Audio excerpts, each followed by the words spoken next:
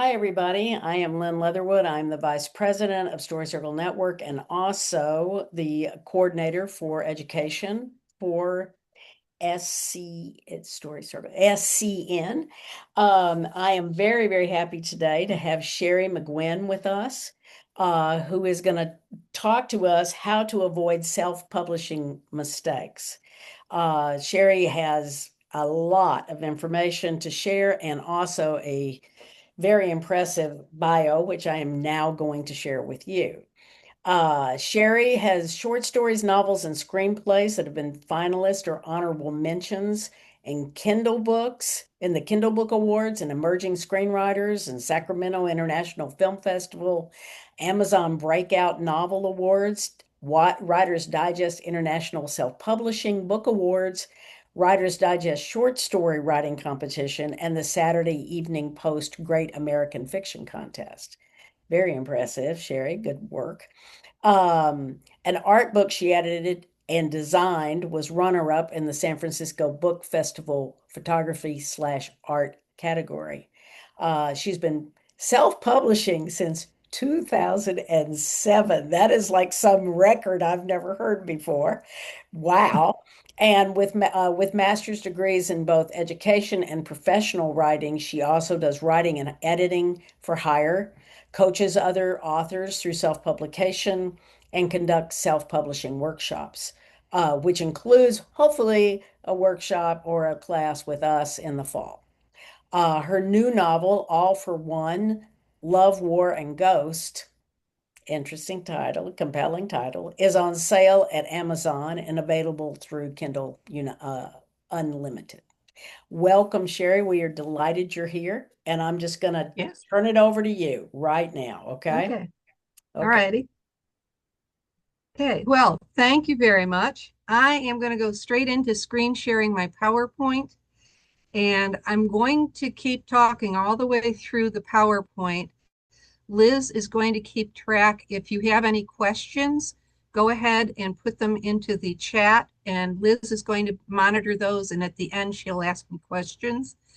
But there's an awful lot of material, so I want to make sure I get through all of it. Okay.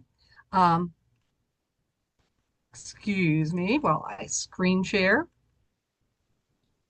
Okay. Can you all see this? Let Liz know if there's a problem. Yes, Um, I can see it. So that means everybody can see it. you can see it? Okay. All right. Self-publishing basics, how to avoid common self-publishing mistakes and navigate today's publishing options. Okay. It's not new. People have been self-publishing since writing started. The good news is anyone can self-publish. And in the 1800s, there was the letterpress printing, where they had to put individual letters into the press, and it was very labor intensive. Sam Clemens Publishing House published Huck Finn. That means Mark Twain was self-published when he published Huckleberry Finn. So don't let anybody make you feel terrible because you're self-publishing. There have been other award-winning and excellent books too. Letterpress printing still exists. Okay. In the 1900s, offset printing started up and we started getting paperbacks. It was much easier than setting up every individual letter, but it's still very complicated. Okay. And it is expensive to do either one of those if you only do a few because of the labor that is required up front. The only way those are affordable is if you're doing 500 or 1,000 or more copies.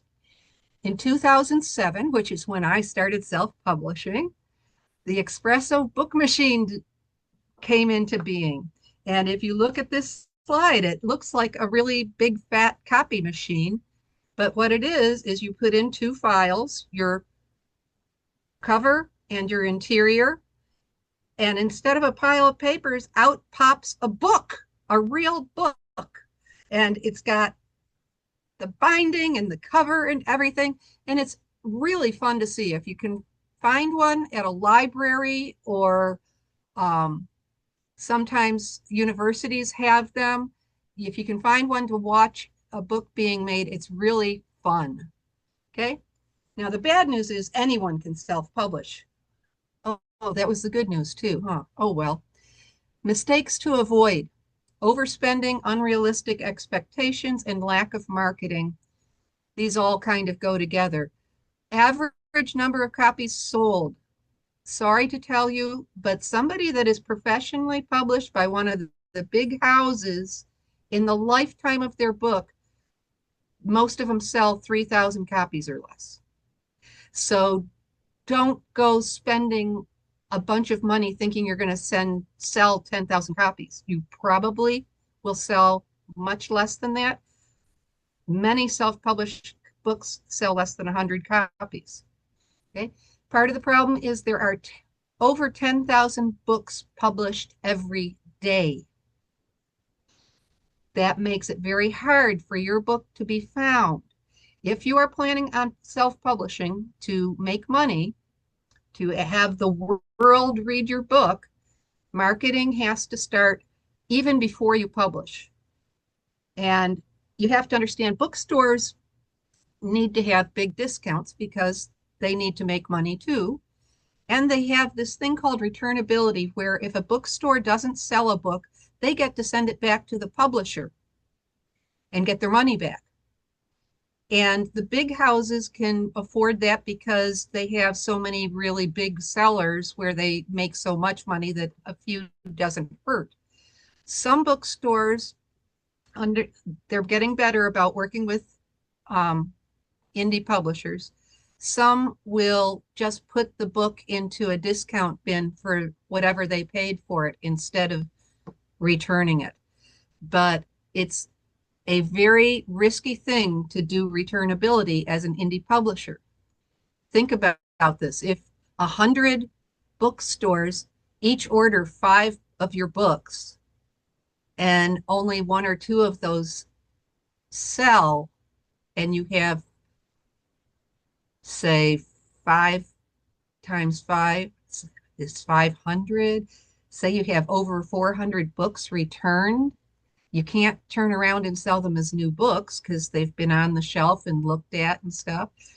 It's a very risky proposition for an indie person to do returnability. Libraries are getting better about taking independent books, but you have to be noticed for them to do that, or you have to ask them directly, or you get somebody to request their library get your book. And then they have to borrow it. If they don't borrow it after they request it, the library's not going to pay attention the next time somebody requests a book. Okay. Professional reviewers are probably not going to look at your book unless you've gotten some noise from other places. And it's a world market, so you're competing against the entire world. However, on the bright side, I sold 10 books of my novel Running Away to someplace in Africa. Okay. Big mistake to avoid is lack of planning. The first thing is you have to think about who your audience is. Now, your audience, you may want to just do a book for family. You may want to do a book to promote your business. You may want to do a book to help your business along or to give to your clients. You may want to write the next great American novel. You might want to write a book of poetry, or you may have a nonfiction book that you know exactly who needs to get it and where it needs to go. You need to think through all of that so that you don't overspend and so that you know where and how you're going to publish. You also have to know how your audience prefers to access books.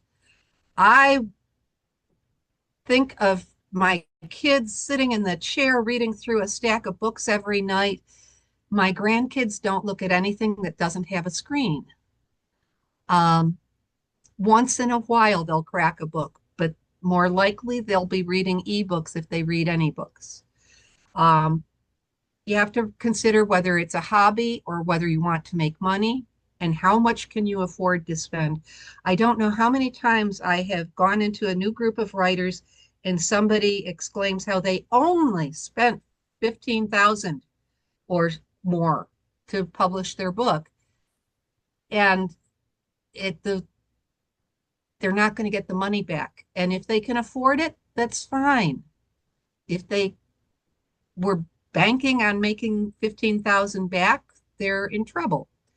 How much can you do yourself? One of the things I love about indie publishing is I can do everything myself. I like doing a variety of things all the time. I'm even beginning to like marketing, but you may have to hire some things done. I am fortunate. I am a professional editor. I don't edit my own books. I do the final proofread because I'm just really OCD. But I have another editor friend, writer editor, who will swap editing with me because I work on a shoestring. Okay. How much will it cost to produce the book? It's going to be different depending on the kind of book. Okay. If you have a book that is a simple novel, it's not going to be very expensive to produce. If you have a lot of color photography or artwork in it, you're going to need to do printing it on a heavier quality paper. You're going to have the colors just right. If you want to have them bleed to the edge, it's a little more complicated. If you have a book with a lot of charts and things like that, it's going to be more expensive to produce. Okay? So you need to think through things like that. If you want to make money, you also have to consider how much your audience will pay. How much do they buy for that kind of book? How much do they pay for that kind of book? And what do they expect in return? Okay. Look at the books in your genre. What do they look like? Are you going to produce a book the same quality? Are you going to give them what they expect? Okay. And how are you going to reach your audience? Now, if you have a business, you're going to get to your audience the same way you do to your clients. If you have a nonfiction book, you may already have connections and know where exactly to go. If you have a fiction, it gets a little bit trickier, but there are Facebook groups and all kinds of people out there. Okay. You market early and you keep marketing. You don't stop. Another mistake to avoid is publishing without editing. This is the one that made, especially at the beginning, people just think that self-edited books were not worth getting. They were just garbage because there are people that will put out a rough draft, put it into a book form, and they are all excited and think it's awesome. I once sat in a critique group and a guy came in all excited to have his printed book and he handed it to me. And I sat there thumbing through it as the meeting went on. And he came up to me later and he said, "You really liked it, didn't you? I saw you kept going." I said, "Actually, I was trying to find a place where it started making sense." And the thing is, I hated saying that to him, but I couldn't be dishonest. If he had brought it to the critique group before he went to the expense of putting it into a book, that would have been much better. I am a member of the Editorial Freelancers Association. It's a professional association of editors, and they would be annoyed with me for putting critique group at the top of levels of edit. But I think that a good critique group is the absolute best place to start. They won't look at the whole thing generally. They'll look at a certain number of pages or a certain number of words. And you don't need you'll occasionally run into somebody that we call the grammar police. And the grammar police are going to get all excited and look for picky little stuff to show how smart they are. You don't need them in your group. They're nice to have for a proofreader at the end.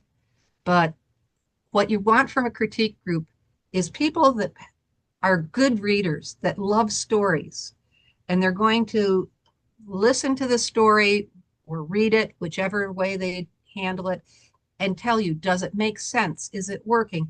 Are there places that they get confused? Are there places where you messed up and put in a wrong name?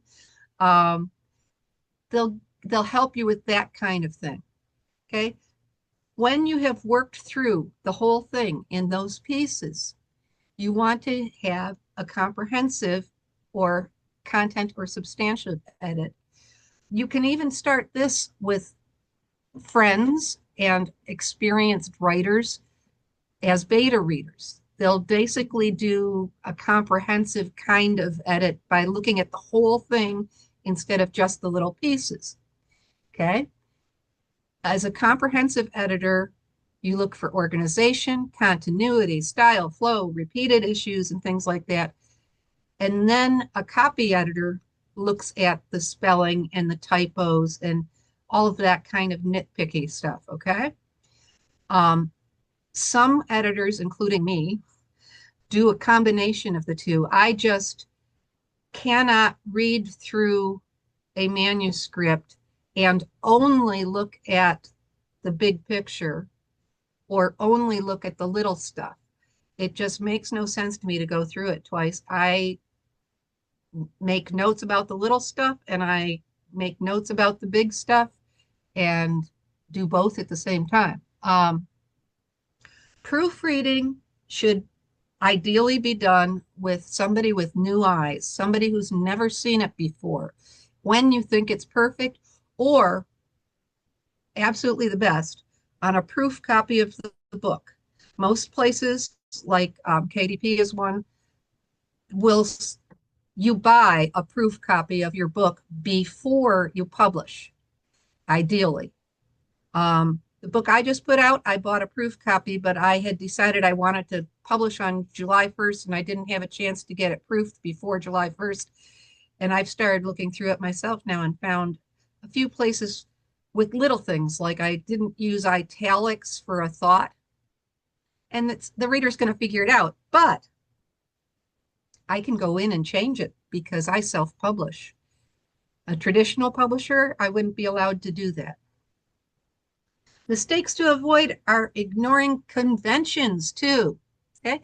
Remember I said you should look at books in your genre? Pay attention to formatting. How do they align it? Are the edges even on both sides? Where are the page numbers? If you look in most books, there are pages where there are no numbers. Margins have to be wider in the center of a book because the binding holds it in. Okay, it ends up ideally looking like the margins are the same size, but they aren't really because part of them are going into that fold in the center.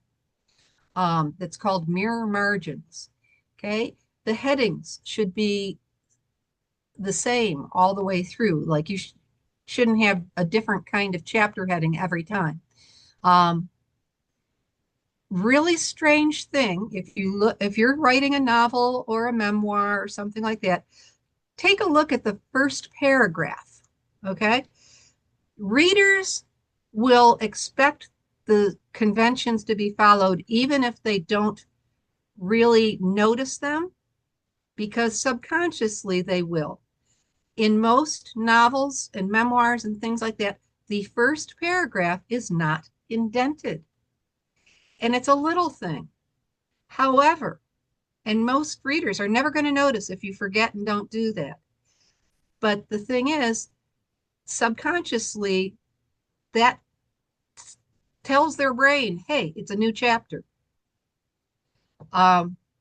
So pay attention to all the little things in traditionally published books because they're the ones that know the conventions. Okay, learn to use your software. With Word, use styles for the title, copyright. I set up new styles for copyright and first paragraph because I make my first paragraph not indented and normal is. And I make copyright separate because I center those things. And I don't want them to get redone every time I try and make everything normal look the same. Also on Word, there's this thing that I use a lot as an editor and will come in handy for you as well. If you go down on the left, use options, display, and then show formatting marks, and you'll find things. Um, there are still people out there that will tab for every paragraph instead of using their styles and paragraph markings. Um, and it'll show you if you have a habit of putting two spaces where you should put one, and it'll show you things like that, and you can fix them and then go back to not showing the formatting marks again. Okay. Um, oh dear. Sorry about that. I have a very sensitive mouse. Use the style guide that's appropriate for your work. For most of you, that's going to be the Chicago Manual of Style. It's about 2 inches thick. It tells you when you should write out a number and when it should be a digit. It tells you how to make an M dash or an N dash, when to use them, all kinds of rules. And the thing is, the traditional publishers use this. Magazines use this, at least general magazines do. It is the rule book, okay? If you're doing a professional or a scholarly work, you already know which of these others you need to use. The APA is for psychology and sociology kinds of things. The AMA is for medical, and MLA is for like foreign languages and literature and things. AP is for news and journalistic work. Sorry about that. Another mistake to avoid is ignoring details. When you go to proof your book before marketing and before putting it into print, use a dictionary. Spell check is not always right, and sometimes it doesn't know the words. Do not use replace all, because changing Ben to Joe changes Benjamin to Jojamin. You have to take the time and look through. Go ahead and use replace, but look at each one and replace it. If you end up changing a name, which I quite often end up doing, you want to go through and look all the way at each one before you click yes, replace. Okay, photos and art, images have specific requirements. They have to be a high resolution, minimum 300 DPI. You need to use insert to maintain that DPI if you're using Word or any comparable. Copy and paste does not maintain the resolution. You also have to use CMYK for print, RGB for digital, and grayscale for black and white, because these are different formatting for color. I believe CMYK is cyan, magenta, yellow, and black, red, blue, and green, and then of course grayscale is different levels of black. What happens if you ignore those requirements? Well, I didn't know about them the first time I did a color book. And the lady said, but these are Native Americans. That's terrible. No, that's so wrong. On your computer screen, RGB will look perfect. You will think that the file is absolutely ready to go. However, when it becomes printed, it'll go from looking like this to looking like that. Okay? The online, on a computer, or for an ebook, you need to use RGB because it's going to look like it looks on the computer. When you go to print, though, you have to go to CMYK because it's going to go from looking like this to looking like that. It adds red, okay? And your grayscale pictures, black and white stuff, will have this red or brownish color, okay? So the details are important. Another mistake to avoid is poor cover design. Lisa Jackson, of course, her name is big because that's what sells her books. And most of us will have a whole string of author names on our shelves, okay? You also have to consider The size of the spine needs to be wide enough so that you can actually put the name on there so that when it's on a shelf, you can see it. Back cover material, look at your comparable books so that you know what it should look like, what it should be there. It needs to look good in a thumbnail size as well as a big cover. And if you look over on the right here, this is a Stephen King book, 11/22/63, and his name's not that, this is a poor picture, but the big part is this book is all about JFK being slain, and he has a person time travel. So that's the big part for this book. This book, the author and the title are really small. You probably can't even read them. It is the Forester's Log. What's important is the forest in this book. It was produced by the University of New Mexico Press. The author's Mary Stuver, a lifelong forester, and it's a beautifully written book. Um, and it's mainly for people that are interested in forestry, but nobody that isn't attracted to this cover is going to read it. Okay. Um, and then here, the poet, Simon Ortiz, has the stone and the picture that goes with it be more prominent than his name. And the Hunger Games, yeah, Suzanne Collins made the Hunger Games stand out more. Okay. Are you going to do the cover yourself? Do you hire a professional or do you have a friend that can do a good job of it? In any case, you want to look at comparable novels or books. What do their covers look like? And make yours look enough like them that people who are looking for that kind of book are going to notice your cover. It's your first impression. Okay, enough for mistakes. Navigating today's publishing options, traditional publishers are still an option. There's the big five, the Simon and Schuster, and all the ones that you've heard your whole life.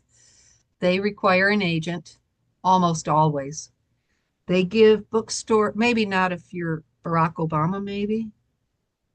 Um, they give bookstores 40 to 55% discount off of the retail price. So when you're pricing your book, you want to remember that's what bookstores are going to expect if you want to try and get in there. They also do the returnability thing I talked about earlier. University, scholarly, professional, educational, all of those publishers are out there. And rather than an agent, you need to have the credentials. You need to look at their guidelines. They are going to sell to libraries, universities, or their organizations. Small presses and no advanced traditional publishers. I think the no advanced traditional publishers are a new thing. Small presses have been around for decades. Some of them have produced award-winning books, bestsellers. They're not necessarily something to look down on. They give a little bit more. Okay, with a big company, if you're not the big seller, you're not going to get as much attention as you will from a small press. Okay, they're more open to less commercial work. They're open to authors that don't have a platform sometimes. You want to look at their guidelines. They may or may not require an agent, and their sales approach is going to depend on the book. Okay, no advanced publishers usually pay a higher royalty. The one big thing all of these have in common is they do not ask you to pay for publishing. Traditional publishers make their money by selling books. They do not ask you to pay for publishing.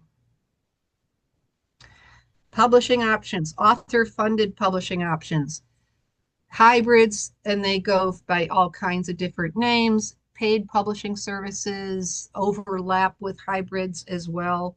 And then there are paid publishing services, which are a different thing. Okay, so the top two. Okay, the reason that I do this kind of presentation is because in 2007, I went with iUniverse. I thought that I needed to have somebody, and I think I paid about 1,200 or 1,300 for the professional package back in 2007. And that was supposed to include editing and a professional cover. And they did the publishing and got the ISBN. And I thought they got the copyright, but they didn't. Um, the editing, I looked over what the editor sent back to me and gave it to a fairly professional person I knew that I trusted her opinion. And she came to the same conclusion I had. He didn't read the book. It the questions and comments he came up with, it was just clear. He if he skimmed it lightly. My cover was for the title was a YA book, Running Away. They gave me a professional cover of a girl standing flat-footed waiting for a school bus. They blurred the number, but school buses are not built the same as cross-country buses. Um, I ended up getting a photographer to do the picture for me. I was lucky. He did it just in exchange for his name in the book. Um, and when they published, they didn't use the final file. I didn't realize that right away. They used an earlier file that still had some errors in it. So somehow it still won an award, but when I went to get it away from them, I had trouble doing that. And we'll talk more about ISBNs later. But it took some work to get the book away from them. And then they offered to sell me the files back. Do not ever throw away your files. Do not destroy your files. Keep them. If the publisher goes out of business, if you decide you don't want to work with them anymore, at least you have your files. Okay. Hybrid publishers and paid publishing, you're going to be paying up front. You're going to be signing some kind of contract. The hybrid pays royalties. And some hybrids claim to be small presses. You can tell the difference because small presses do not ask you to pay up front. Okay? Package pricing with hybrids and with the paid publishing, they quite often end up upselling other stuff. Like they may not include editing, or they might not include marketing or promotion, or they might not even do distribution. With the paid publishing services, they may not even be the ones controlling the printing. Okay. They may just be turning around and taking it over to KDP. iUniverse's current packages run from $12.99 to $15,699. I looked at these, and the $12.99 basic is essentially everything in there you could do yourself for free, or you could hire somebody for a couple $100 or a few $100. Okay. For the expensive package, they do some marketing, promotion. Only I looked at what they offer, and they put it on their website. I don't know of anybody that's ever gone to iUniverse to shop for books. And they have a podcast that they put it on, but I tried to find where that podcast came from, and it looks like that is an iUniverse specific podcast also. That's not what you need to sell your book, and they're getting a bundle of money for it. Paid publishing services include things like D2D, direct to, oh, great, I've forgotten what it is. Anyway, D2D, we'll talk about them later and I'll get the whole thing back. They're not necessarily evil. Hybrids are not necessarily evil. You just have to be very careful and know what you're getting and read the fine print. Paid publishing services, the author is still the publisher. You're buying your own ISBN. You're the publisher. They may set up basic distribution. They may do all of the design of the files for you. Um, and then they may turn it over and they upload the files to KDP for you and things like that. Um, they may offer marketing packages, but the sales are up to the author, and the author should keep all of the earnings, okay? But all three of these make money selling services to writers, not necessarily selling books. Okay. The hybrid may make some money selling books, but they're not making the bulk of their money that way. Um, okay. Here are the basic ones that are available now. The most commonly used. There are probably others that I didn't get to. KDP is Amazon's. They started off as CreateSpace. I have worked with them since they were CreateSpace. The majority of sales are through Amazon, like 80% of them. And you're getting a copy of this, so you don't have to try and write every piece of this down. What I like about them is they pay 60% on the retail price, regardless of the actual sale price. So if Amazon decides to sell my book for less than I said, I still get the same amount. These numbers are from the bottom of the chart. I compared my new book because every one of these sites has a calculator that you can put your numbers into.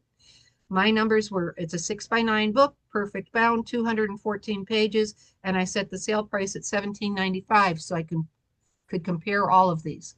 Okay. KDP gets one of the best author royalties, and they do it on the price I set. Okay. And they can do that because when you go through their calculator, if you put the price too low, they'll say, no, the minimum price is this. It has to be this much in order for you to get a royalty. And they won't let you set it lower than that. But it's always pretty low. Expanded distribution, I have just started using with KDP.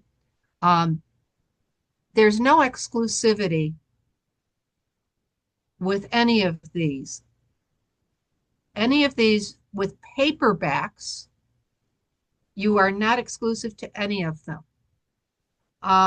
With my last three books, the books I did in 2020 and 2021, I had been convinced that the only way to get the books into libraries and bookstores was to go through Ingram Sparks, because they're a division of Ingram, and Lightning Source is a division of Ingram, and they put out iPage for retailers. And if your book's not an iPage, the booksellers are never going to find it. I have friends that work with a small press that I think is actually a hybrid that insisted that, I was not going to be able to get my books into iPage unless I did Ingram Sparks, and they weren't even sure I could do that. So I've been having some issues with Ingram Sparks. I have a book, Alice, that I put out, I think back when KDP was CreateSpace, before Ingram Sparks existed. Originally, Ingram's self-publishing unit was Lightning Source. They don't do self-publishers anymore. I decided that I would check and see. Okay, Alice, I checked, and I had never put Alice onto expanded distribution. So I tried. I put her onto expanded distribution because I have a bookseller in Las Vegas who's really nice and looked up my books that were Ingram Sparks and told me, yes, they are on iPages. She had to look them up by ISBN. My name did not come up, but the ISBN showed, yes, she could buy those books. And I asked her, I left Alice up there for a few months because they said it would take that long for expanded distribution to kick in. Alice is now on iPages also. She checked for me. So Ingram Sparks does not have a monopoly on your book getting into iPages. And whether it's through Ingram Sparks or KDP, the bookstore is going to have to know your ISBN number to look for your book, to find your book. Okay. Unless you are doing some good marketing, they're not just going to file through and find oh, let's check out this one. Okay. It's about marketing. Lightning Source is the one that puts out iPage. Or back when I started, they were doing indie publishers, but Ingram decided to have Ingram Sparks do it. Um, I Ingram Sparks is not completely evil, and they have some advantages, I guess. I am not really sure at this point what they are. I cannot recommend them myself right now. I, I recommend Kindle because when I have an issue, I can chat with a person or request a phone call and get a person. And every time they're knowledgeable, if they answer the issue, get it taken care of. And on the rare, rare occasion that they haven't been able to take care of it, they set it on up to the next person and I get an email within 24 hours and they work it out. Okay.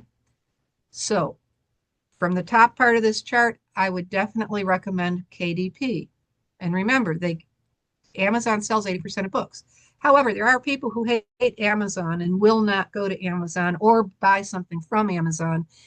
And bookstores that buy it through iPages may not realize that they actually are getting it from KDP because expanded distribution evidently works with Lightning Source. Okay. Lulu is another company that's been around for a good long time. They are solid. I've had talked to people that really like them. They have coil bound and saddle stick. The coil bound's like a spiral kind of binding, and saddle stick is like for a little kid's book where there's a staple in the center because there isn't really enough room for a real spine. This might be a good option if that's the kind of book you want to make, or if you are a business, because that wonderful yellow box that says $8.98 royalty, they are only selling through your website or theirs. They are not selling anywhere else. Okay. However, if you want to, you can also sell at KDP, or you can do global distribution with Lulu, but they have an $8.98 distribution fee, which knocks the royalty down ridiculously. So that's not a good deal. You might want to do Lulu and KDP.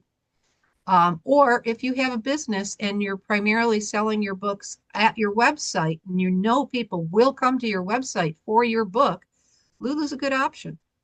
Okay. Barnes and Noble is now doing publishing.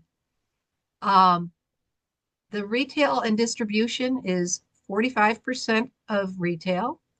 You know, they're giving a decent royalty, not as good as KDP. They charge more for per unit cost. If you are really, really concerned about people not wanting to buy your book at Amazon, you could consider doing Barnes and Noble and Amazon. Okay, it means uploading the files in two different places. And with the paperback book, you're going to want to have the same ISBN number on both. Okay, drafted or you end up with books buyers being confused on what they're getting. We'll talk about ISBNs at the end, don't worry. Draft to Digital is one of those service organizations from back up here, the paid publishing services, D2D, Draft to Digital. They will take your Word document and they will format it for you. One of the cool things that they offer is like if you have a series or something where like I just updated all of my old books because I was coming out with the new one. One of the cool things as a self-publisher, you can put in whatever you want to in the back. So I always put in information about my other books in the back. And I have decided on some other things I wanted to do that were consistent through all of my books. I've been working on branding myself. So I made all of the covers look more alike, and I made the interiors look alike where they follow a specific pattern. The quotes are up front. Right after, there's a thank you for reading and links to let them know where they can give you a review. And then how this book came about. And I also put in, I think before those resources, because while I write page turning type thriller fiction, there's always somebody in it that has a major issue. And I put in the resources that that person would use, or somebody that's reading the book that needs those resources or knows somebody who does. So I ended up having to go through and do all of that myself. It took days and days and days because I had 4 books I was doing this for. The Draft to Digital will do that for you whenever it needs to be revised. And they do it for free. They do all of that for free. The only place they get money is when the book sells. When the book sells, they get a percentage. Okay. So if you are absolutely terrified of doing any of the formatting and stuff, Draft to Digital may be a decent choice. I have heard people complain um, that they've done things like somebody on Authors Guild was complaining that Draft to Digital did a translation of her book with AI without running that past her first, and she wasn't happy about that. Ebook options. Back to KDP. Kindle offers 70% or 35%. And people say, well, why would you ever take 35 if you could get 70?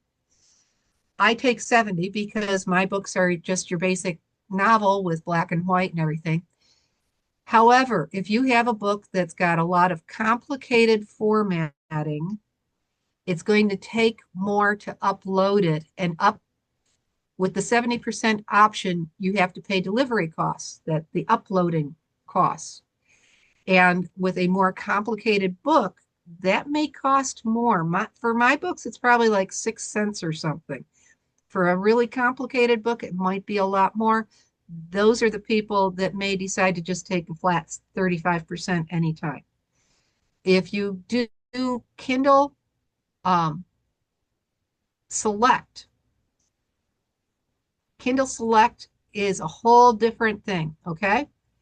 Everything else you've been able to do in more than one place. And if you do Kindle without doing Kindle Select, you can still do it 2 places. My books are through KDP and Ingram Sparks, except for Alice, which I have now made Kindle Select. And my new book, which I have not put with Ingram, is going through Kindle Select, because Kindle Select will do promotional things and stuff that'll give you an advantage. And they put the book into Kindle Unlimited, where people pay a subscription to be able to read as much as they want to. And then they have this complicated formula, and you end up getting paid according to how many pages got read.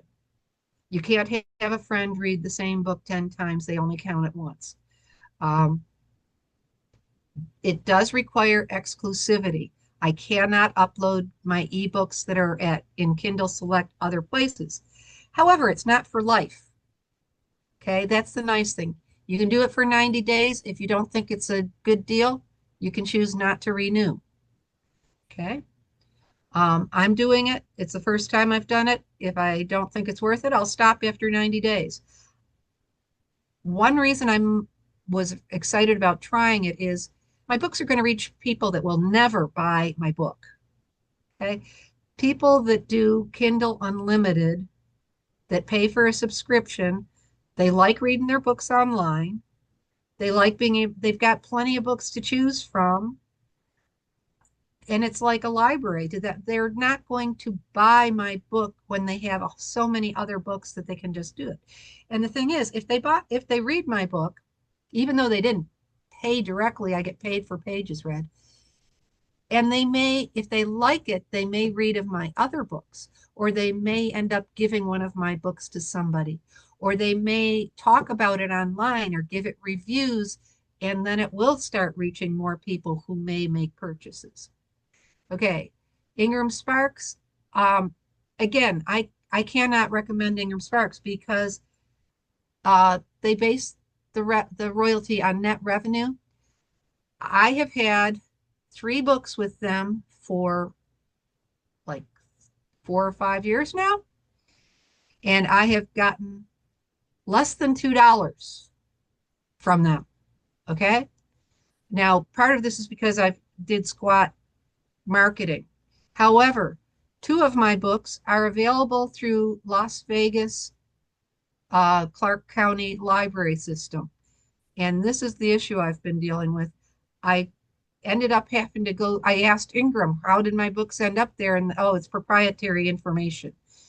So I went to the library and they said, well, we got them from Hoopla. And then Hoopla, eventually I got somebody who said, yes, we got them from Ingram in 2022.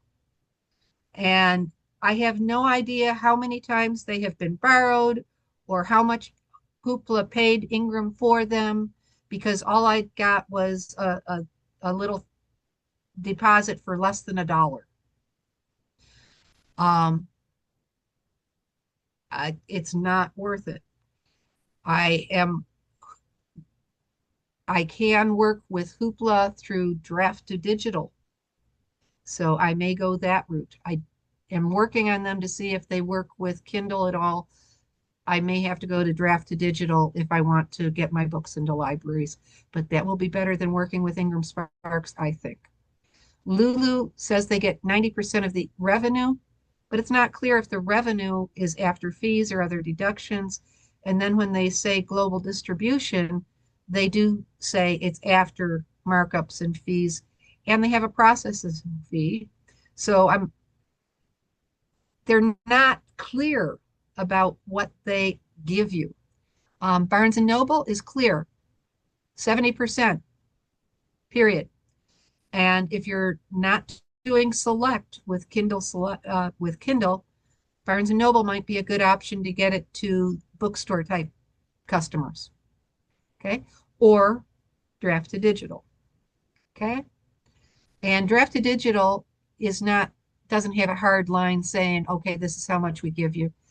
They say most of our stores take about 30%, D2D takes 10%, so you keep about 60. And I was using the calculator with $7.99 for a price. Other publishing options. Small printers and publishers. There are local printers that you shouldn't just ignore, especially if you're doing a small project or something that's going to be primarily for family.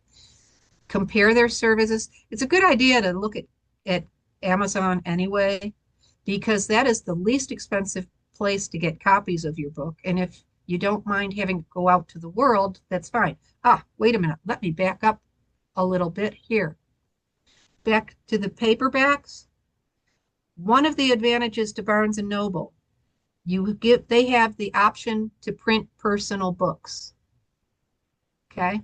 So if you're doing a small book, you want to look at that option. Kindle used to do that, and it was really great. We did a yearbook for the kids on the Apaches.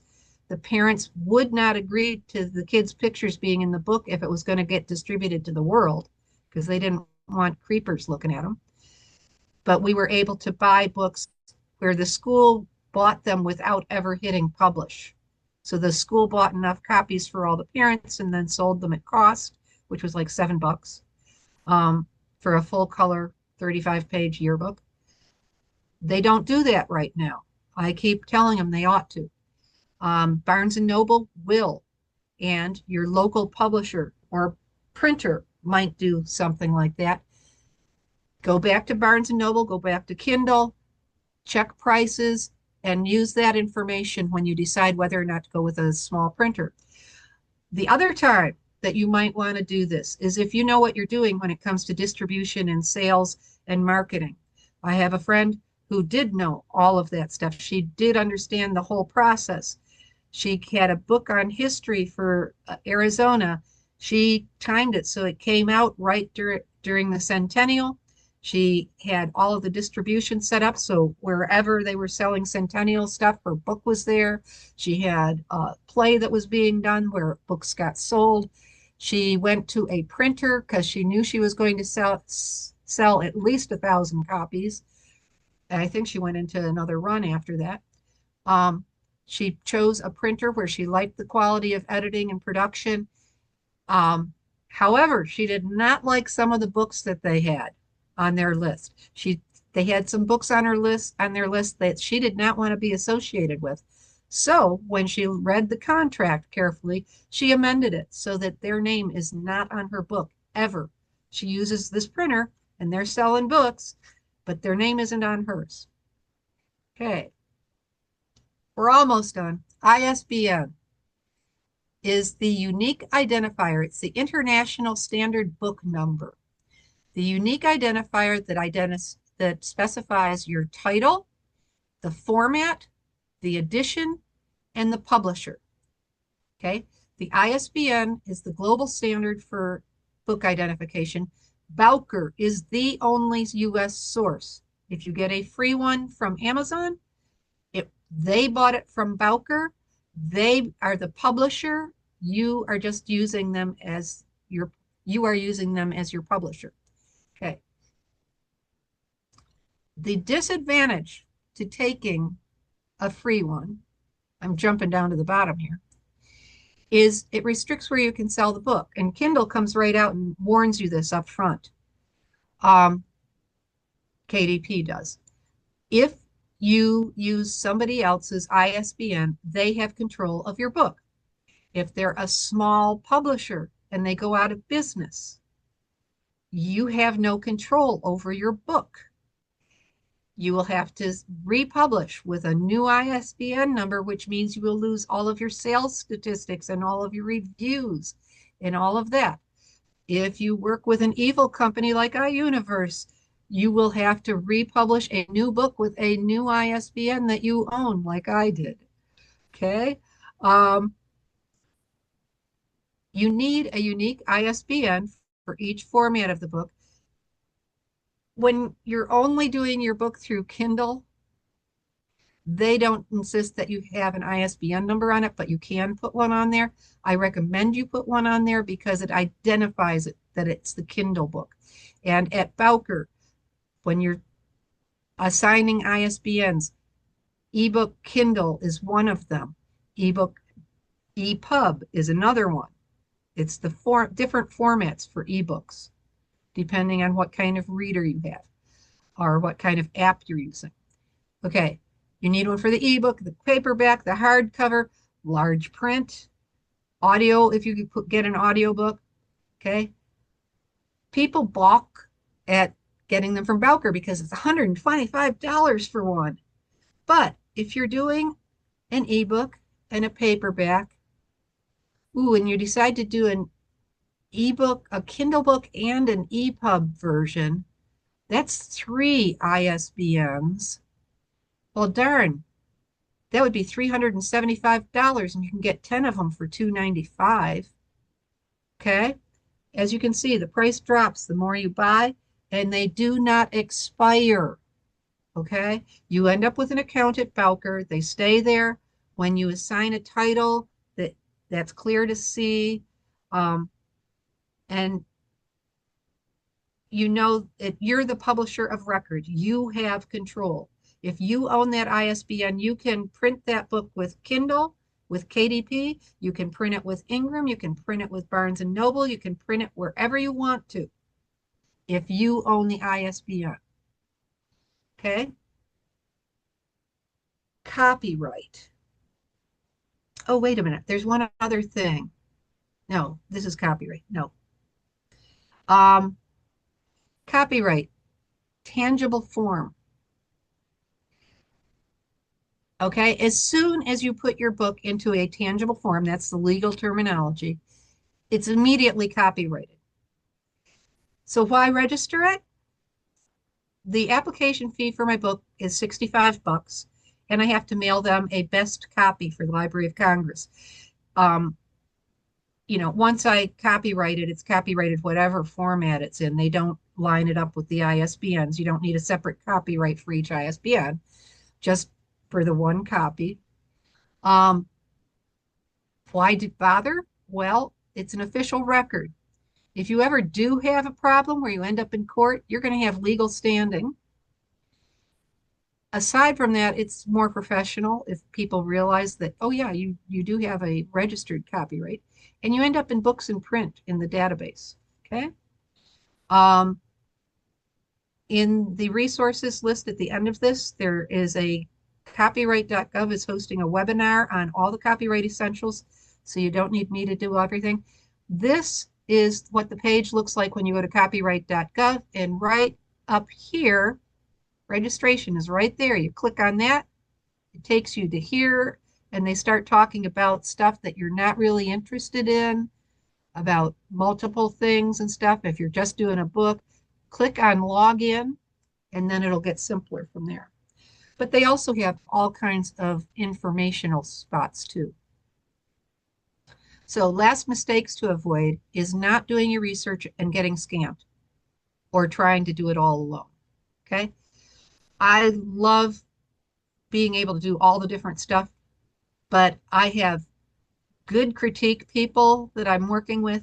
I have an awesome business of writing group that gave me all kinds of feedback on my covers and everything else that I'm doing. I have professional artist friends who are not afraid to tell me, no, that cover sucks. You got to redo that. Um, all of that is important. Your local English and art departments can also be a good resource. If you're working on a shoestring, sure, you're better off with somebody that's a professional editor, probably, but a really, really top-notch English teacher or a top student that they recommend may be fine for some stuff, okay? Um, Professionals, the tough part is there is no standard like for lawyers. They have to pass tests and pass a bar exam and then get registered with the state. There isn't anything like that for agents or publishers or editors. There are different certificate programs. Some of them mean more than others. Um, and just because somebody has a certificate doesn't mean that they're really a good editor either. Um, I have included the Editorial Freelancers Association. What they have above the um, the cheap ones is for one thing, you have to pay to be in editorial freelancers. So you don't do it unless you're professional. Um, and if you don't follow their standards, you get kicked out. Okay. Um, a lot of the sites where you can get something done for $5, like Fiverr and stuff, there's really not much of a filter at all on the standard of work. Um, Conferences are also another excellent place to go, but no, I could do another entire hour or two on conferences. I have in the past. You want to know what you're going for. You want to know, and you want to plan ahead. Most of them will have multiple things going on at the same time. You need to look through everything and plan ahead what you want to get out of that. It's a good place to make contacts. I have people that I'm still in touch with from conferences I went to a decade or more ago. You want to check Beware sites. I have the best one listed at the end here. The Beware sites will warn you. And how-to materials from your publishing sites. KDP, the real KDP, has awesome publishing information. Okay. I do not have, oh, yes, welcome to the world of publishing. I do not have the resources on this PowerPoint. Can we switch back to like seeing people again? Or should we leave the PowerPoint? Um, you can just close your PowerPoint out and then, Okay. but you won't be able to see everybody in the room. It'll Okay. just make it bigger. They can see me now. They can see you. And As I was talking with my hands. let's see. So I have a few questions I can that have come up, and then if other people have questions, you can write them in the Okay. chat box, and we'll read those as they go. Uh, Okay. so one question is, are you familiar with Atticus? I use this for formatting my book. I am Atticus. not familiar with Okay. Atticus. Um, there are a lot of if it works, go for it. Um, I go ahead. Okay, I have an art book I did. Hang on a second.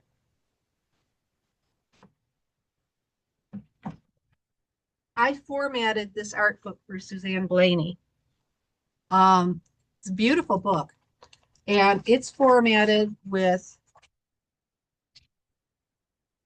pictures, columns, and we did because she wanted it to be professional. She wanted it to be good for um, bookstores in art museums. And when I first started working with her, she hadn't even kept track of where she took quotes from. So uh, we sat together and tracked all that down and put in end notes. But that book won an award, and that was completely designed with Word. Okay. Um, if you have a program or you find a program that you like and you're comfortable with, or if you find templates, there are most of these sites, Kindle and Ingram and whatever, most of them have templates that you can use to format your books if you want to. And D2D will do all of it for you from a Word document. I like designing it myself, but Okay, do and then you I'll like jump in. Atticus? Yeah, someone else asked about Reedsy. I don't know if you have any official opinions on that. Reedsy is kind of like in there with Fiverr.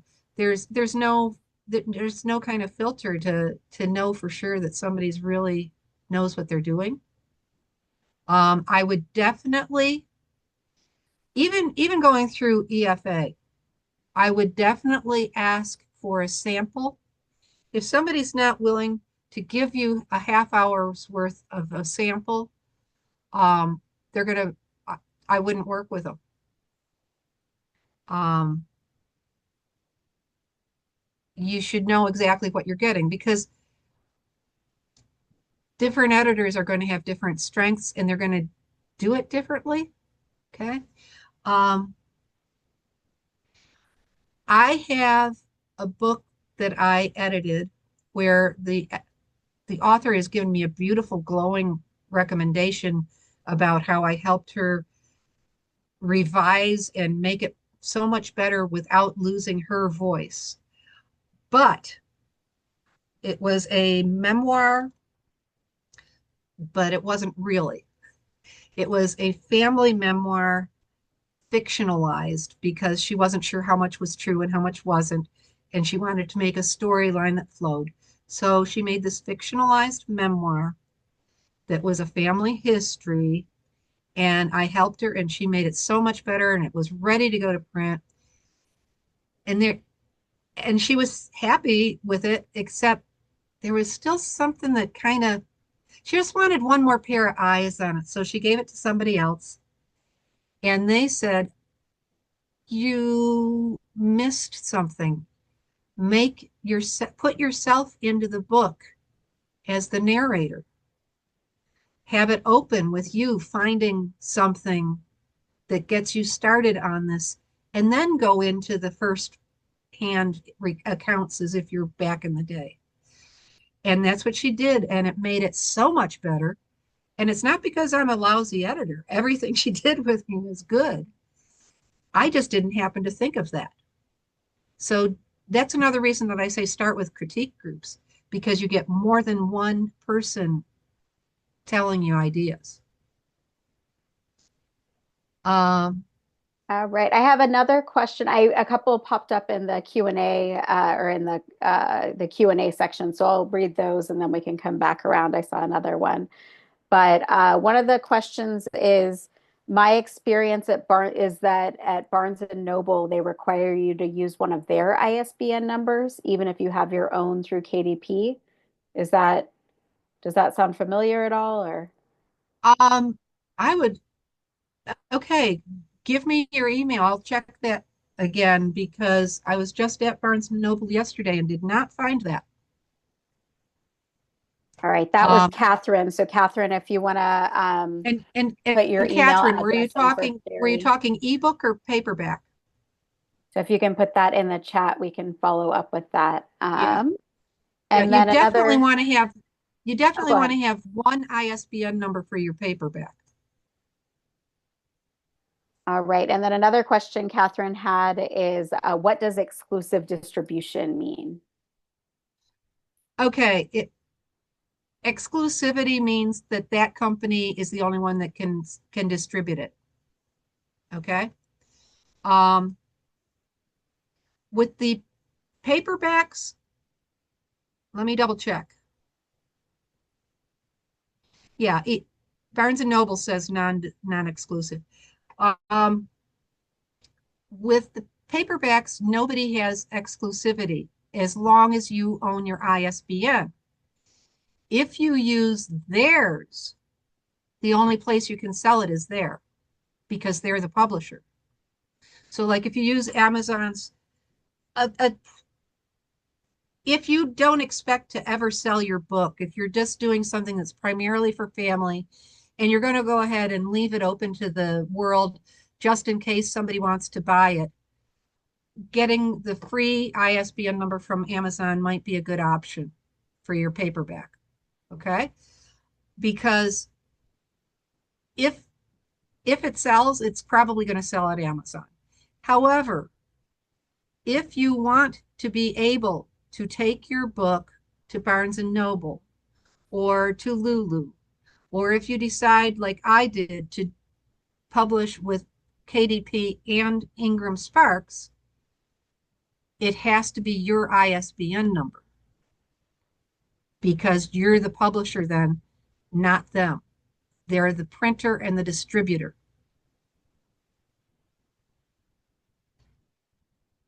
All right. And Catherine put her email address in the chat. So if I can email it Okay. to you after, or if you want to Okay. write it down. And then there's a question that I had read that Ingram Sparks, hang on, whoops, that one was long. I had read that Ingram Sparks produces a quality book. So do you have thoughts on the different quality of books produced through the different printers? I have books printed by both.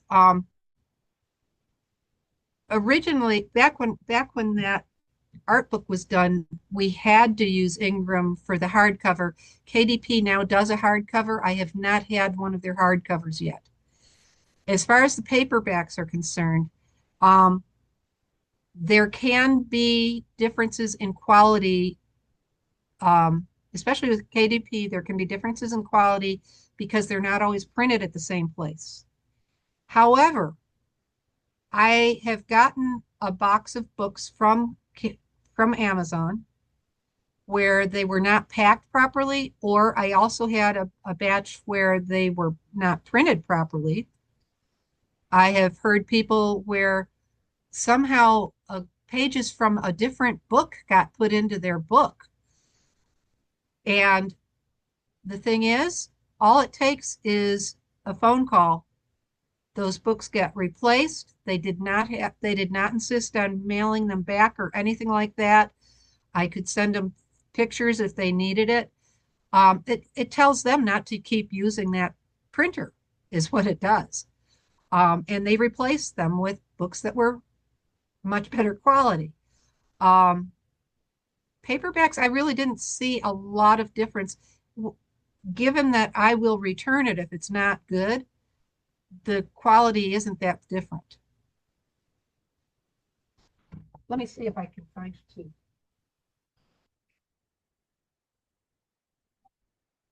Okay, who printed this one?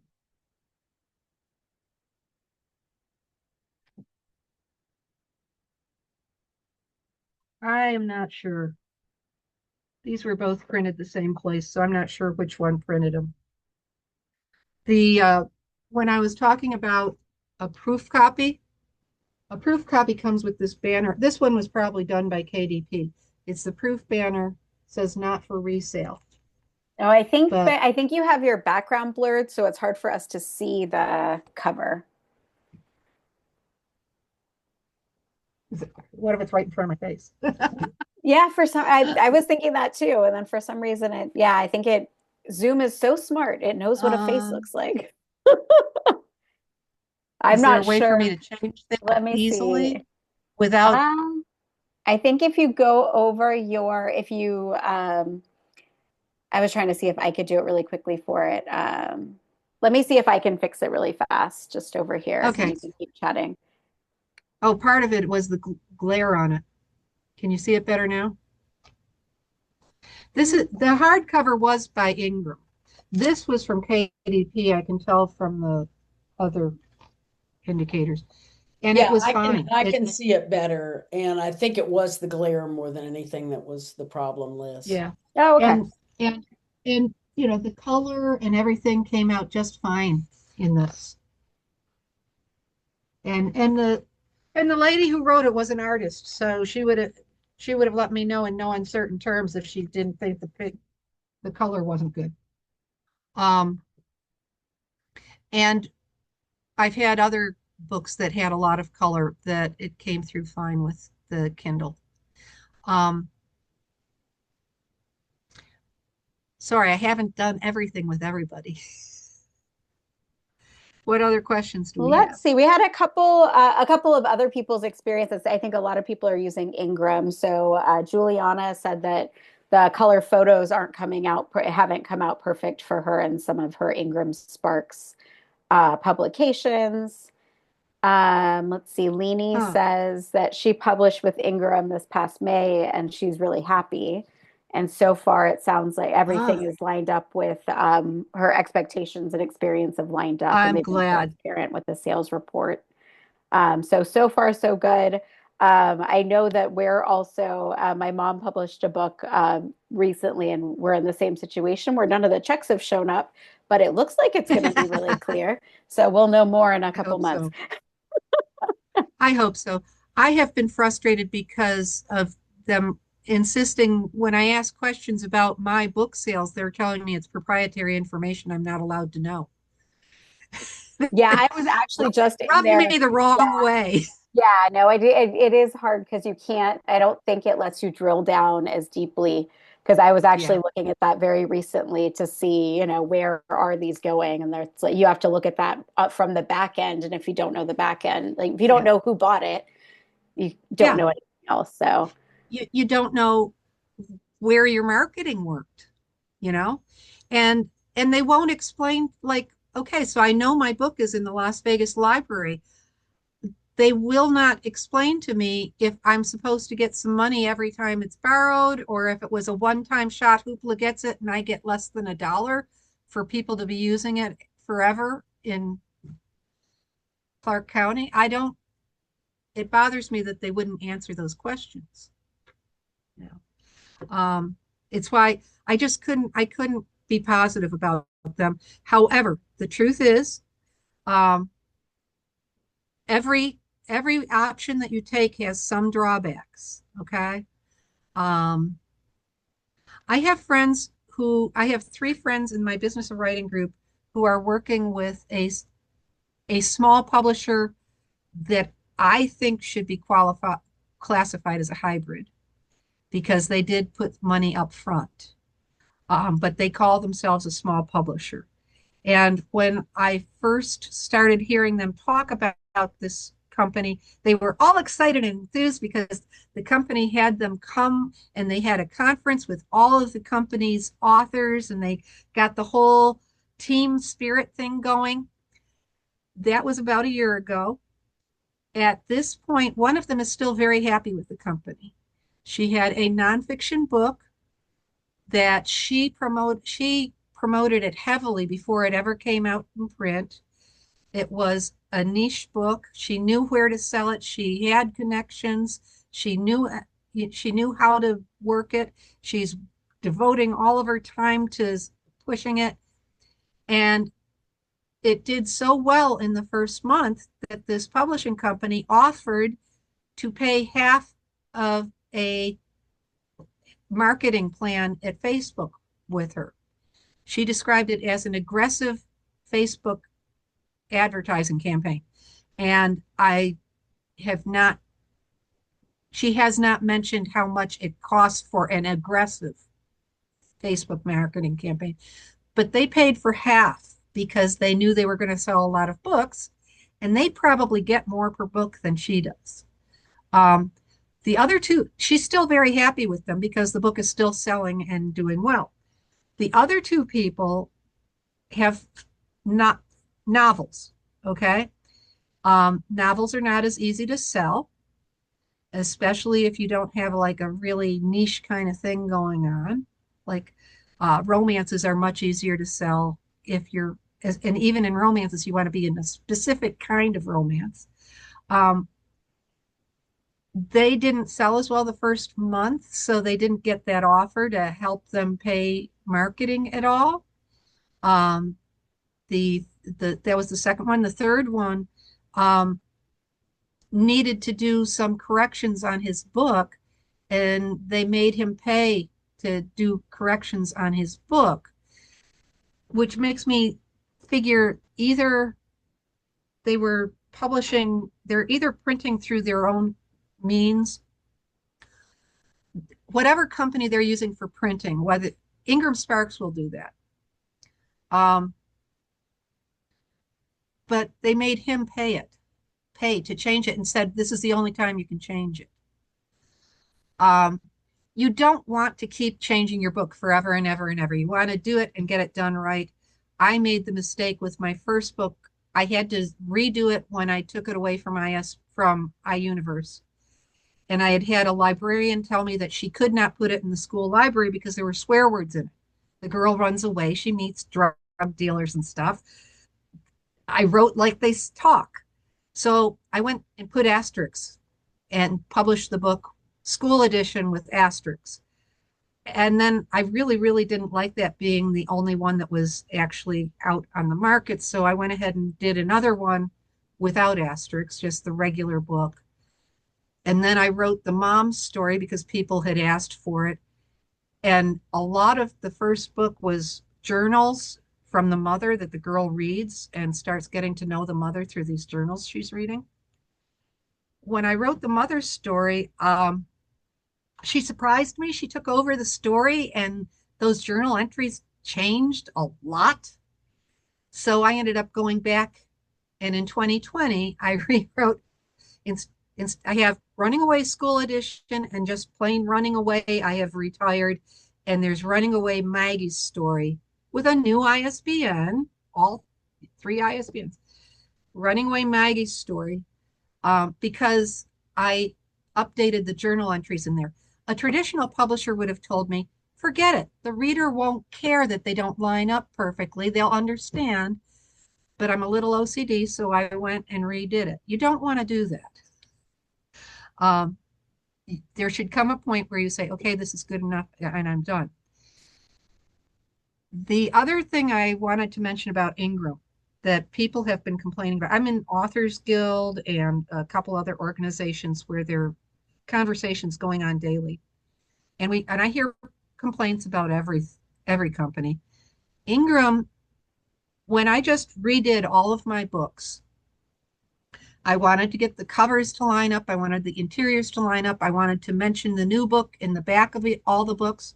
So that meant I had 4 books, which meant 4 covers and 4 interiors, plus 4 ebooks and the ebook interiors. So that's 16 files I had to upload at Amazon. I went to Kindle or to Ingram, and at Ingram I only had 3 of the books. So it was 3 times 4. So it was 12 that I was going to have to do. I didn't change the ebooks. I only changed the covers. I only changed the covers on the paperback and the covers on the ebook. I did not change the interiors because they charge $25 for every file change. After originally they charged every time. They have backed off probably because of Amazon's policies, and they give you it's either 30 or 60 days, something like that, where you can go back in and fix it after you get your proof copies and whatnot. But if it's longer than that, you have to pay $25 a file. That would have been $150, except that I had one of the books, the covers were good enough. And three of the files, I had a coupon from one of the organizations I belonged to. So I only had to pay for one of the covers. But if I wanted to change all of the interiors, instead of 25, it would have been like $150 just to change the interiors. And at Amazon, I didn't have to pay a penny to do any of that. So that's another reason that I prefer that. It's okay, 60 days. Yeah. They've gone up to 60 days now. And it was the pressure from Amazon, I'm sure, that made them do that. Because originally Ingram made you pay every time you uploaded a file. So are there any other really important questions we want to get to here? Can we? Gone through all the other ones. So if anybody has anything they want to throw out at the last minute, we have about 2 minutes before we need to close up. So drop that in the chat really quickly. Oh, I also have a Substack where once a week I put information out for readers and writers. If you tell me the name, I'll type it into the chat. I believe it's just Sherry McGuinn. No, yeah, sherrymcguinn.substack.com. I should have given that to you. Can we get a copy of the chat?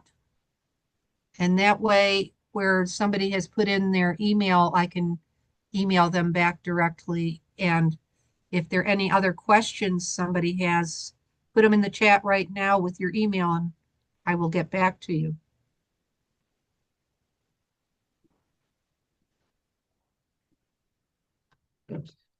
Oh, the Substack name's just Sherry McGuinn.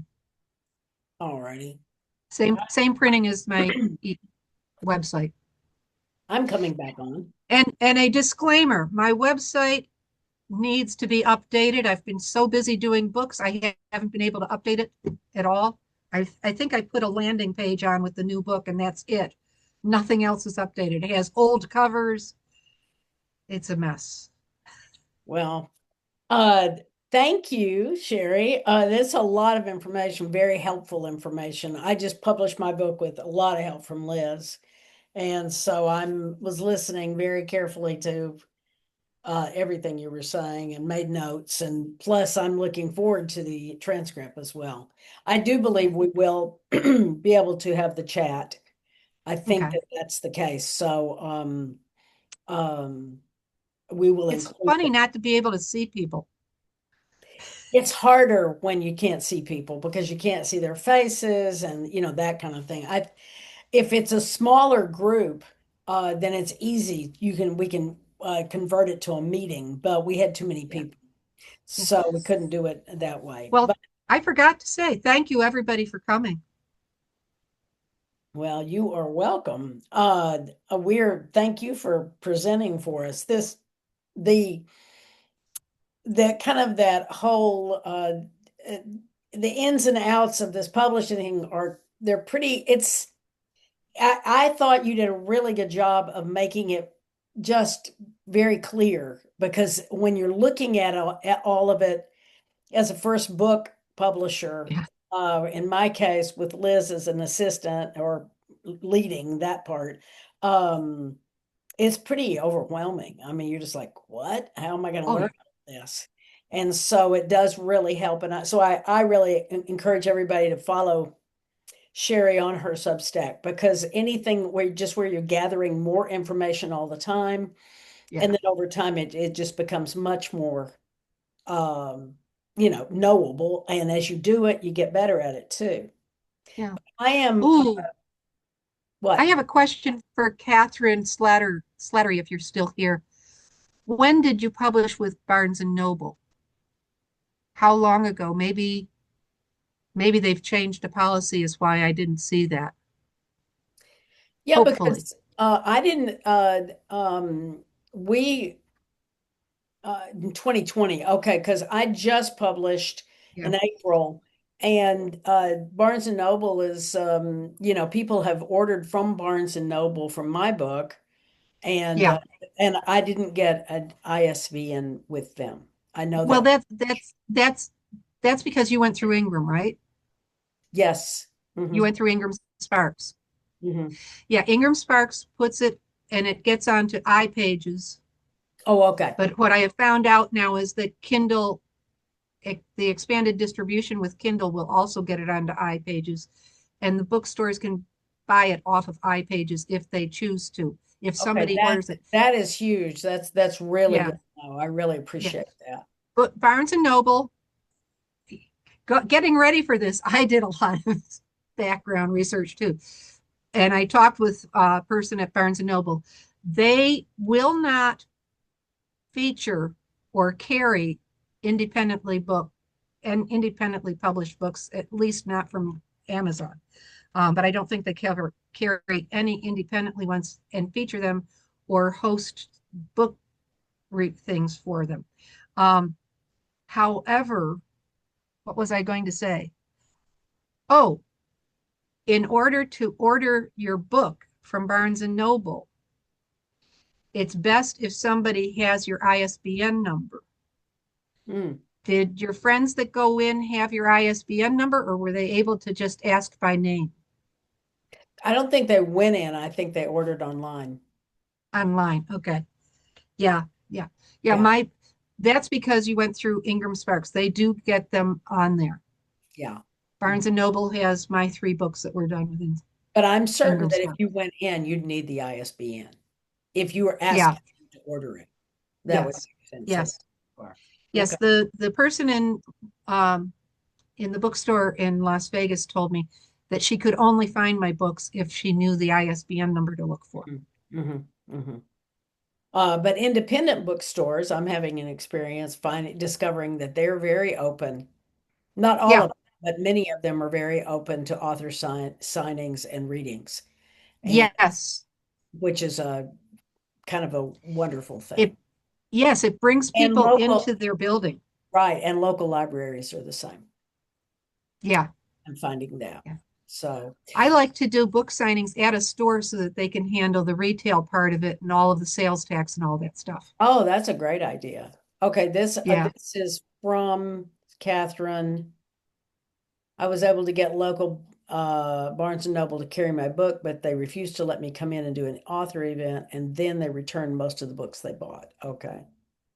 Yeah. Uh, Yeah. okay, we're going to need to wrap up because we are 4 minutes over, and we do try to keep these right on time, Yeah. within 5 minutes. So thank you again, Sherry. We really appreciate it. You and I will communicate about a potential class Okay. in the fall on Yep. publishing. That would be awesome. That way, that way people can ask.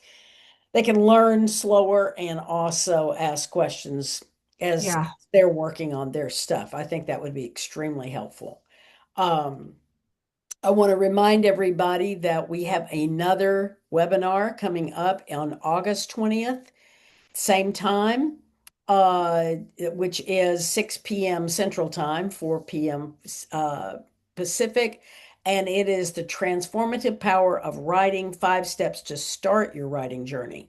So, and that is with Odelia Elgarat, who's one of our teachers. That is in the opposite end of the publishing world. First, you start, get all the way over to this other side. It takes all of us to do all the whole process to get there.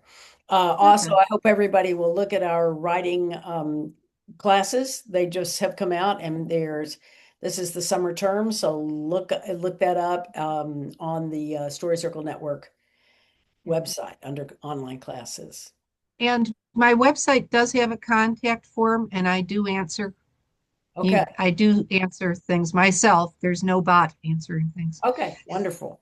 All right. Well, thank you, everybody. Thank you for coming. We really appreciate your time. And thank you, Sherry, again, for all of your expertise. And we will wrap up right now. Okay, thank you.